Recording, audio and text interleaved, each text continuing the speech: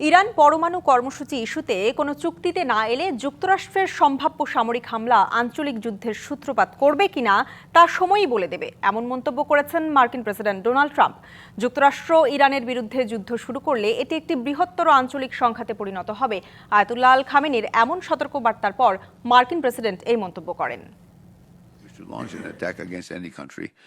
রবিবার সাম্প্রতিক মার্কিন হুমকিগুলোকে নতুন কিছু নয় বলে উড়িয়ে দিয়ে ইরানের সর্বোচ্চ ধর্মীয় নেতা আয়াতুল্লাহ আলী খামেনি সতর্ক করেন, যুক্তরাষ্ট্র যুদ্ধ শুরু করলে এবার তা আঞ্চলিক যুদ্ধে রূপ নেবে।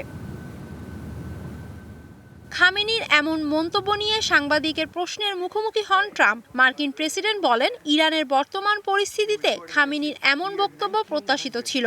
এরপরও তিনি আশাবাদী তেহরানের সঙ্গে সমঝোতা হবে ওয়াশিংটনের। RICL TMX, যুগের পর যুগ স্থাপনা থাকে মজবুত। যুক্তরাষ্ট্রের কাছে থাকা বিশ্বের সবচেয়ে বড় ও শক্তিশালী যুদ্ধজাহাজ ইরানের খুব কাছেই অবস্থান করছে উল্লেখ করে ট্রাম্প আরও বলেন, তেহরানের সঙ্গে চুক্তি না হলে সামরিক হামলার সম্ভাবনা উড়িয়ে দেওয়া যায় না। গত জুনে যুক্তরাষ্ট্র ইরানের কয়েকটি পরমাণু স্থাপনায় হামলা চালানোর পর থেকেই দুই দেশের মধ্যে উত্তেজনা তুঙ্গে। যুক্তরাষ্ট্রের যুদ্ধজাহাজ মোতায়েন ও ওয়াশিংটনের হামলার হুমকির মধ্যেই দুই দেশের মধ্যে আবারও আলোচনার তোড়জোড় শুরু হয়েছে।